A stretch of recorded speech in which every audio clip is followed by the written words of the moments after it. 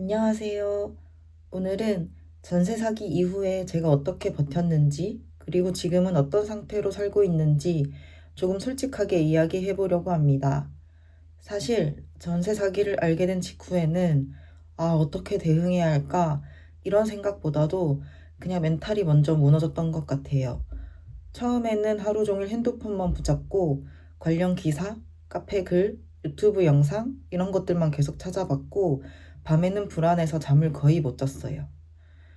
카카오 오픈 채팅방에 들어가서 여러 도움을 받고 같은 임대인의 피해자도 찾게 되면서 민영사 절차를 시작하게 되었는데요. 법적인 절차는 어차피 세상이 두 쪽이 나도 꼭 해야 하는 것들이라 꼭 참고 진행했지만 역시나 절차 진행이 끝나기도 전에 저도 모르게 멘탈이 먼저 나가 있었더라고요. 시도 때도 없이 눈물이 계속 나면서 내 돈은 이제 어떻게 되는 거지? 이 생각이 계속 맴돌았어요. 사회초년생 적은 월급 때부터 먹고 싶은 거 안 먹고 사고 싶은 거 안 사면서 짠순이처럼 아꼈던 내 돈을 한 번에 날리는 것과 더불어 은행에 1억이라는 빚까지 지게 될 줄 진짜 상상도 못 했거든요. 그때부터 우울증이랑 불안장애, 공황 증상을 같이 겪으면서 지금도 병원을 다니면서 약을 먹고 있어요.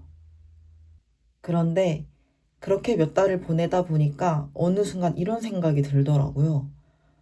진짜 이대로 있으면 아무것도 못하겠다. 전세금 문제는 당장 해결될 일이 아니고 몇 년이 걸릴 수도 있는 일이잖아요. 근데 그 시간 동안 내 삶까지 같이 멈춰버리면 진짜 너무 손해라는 생각이 들었어요. 그래서 작게라도 일상을 다시 만들어 보자. 이렇게 마음을 먹었습니다. 제일 먼저 한 건 살아가는 루틴을 다시 만드는 거였어요. 출근 잘 하고, 밥 잘 챙겨 먹고, 잠 잘 자는 것부터 시작했고, 이때 더불어 가망 없는 임대인한테 100원을 더 받을 생각을 하기보단 내가 100원을 더 벌자. 이런 생각이 갑자기 들었어요.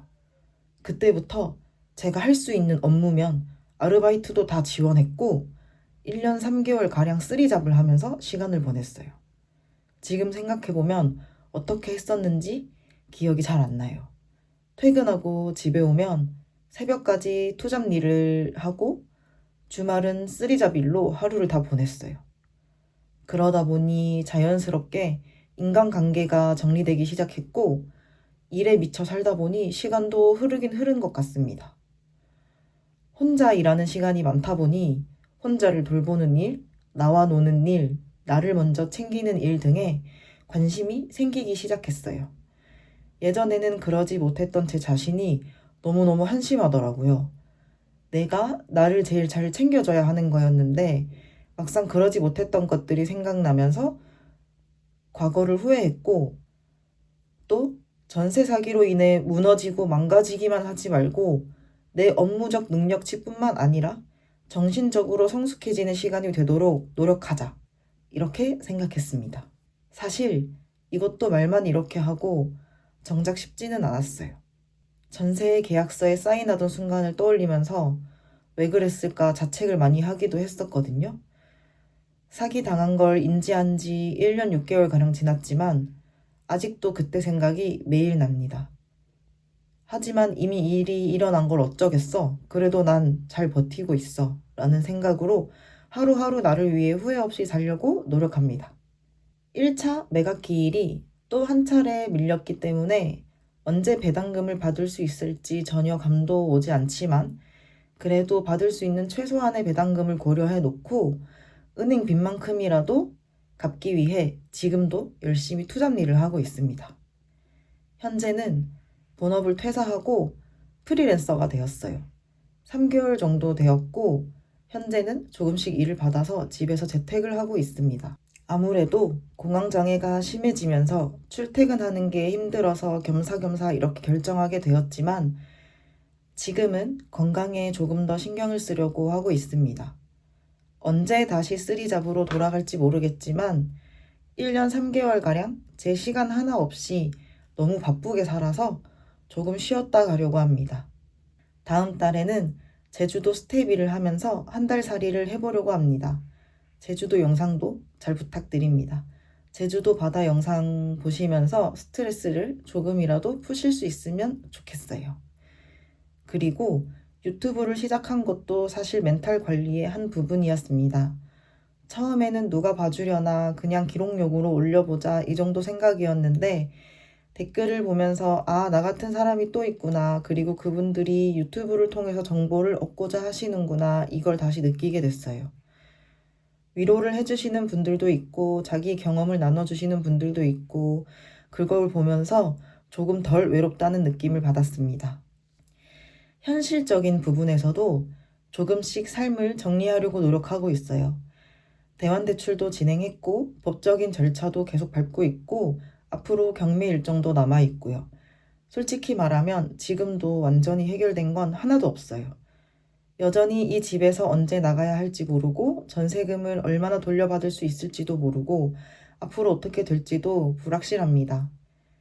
그래도 예전이랑 다른 점이 있다면 이 상황을 그냥 견디는 법을 조금은 배운 것 같아요. 예전에는 왜 나한테 이런 일이 생겼지? 이 생각을 계속 했는데 지금은 이미 일어난 일이라면 그 안에서 내가 할 수 있는 걸 하자. 이쪽으로 생각이 조금 바뀌었어요. 완전히 긍정적인 건 아니지만 그래도 버틸 수 있는 상태가 된 거죠.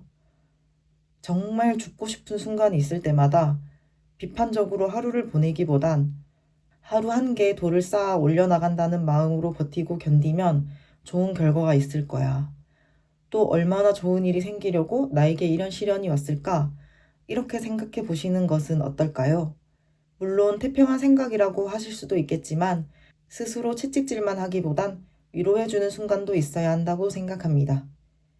이건 저 혼자만의 꿀팁인데 너무 우울할 때는 적은 금액으로 주식을 한번 해보세요. 차트 왔다 갔다 하는 거 보기에 바빠서 우울감을 잠시 잊더라고요. 대신 정말 소액이어야 합니다. 불면증 때문에 잠이 안 올 때도 차트를 보고 있으면 시간이 나름 잘 가더라고요. 또 저는 앞으로 경매 결과도 봐야 하고 필요하면 긴급 주거 지원도 들어가야 하고 긴급 주거 지원이 안 된다면 이사 갈 곳도 찾아봐야 하고 개인 회생이나 워크아웃 같은 선택지도 고민해야 합니다.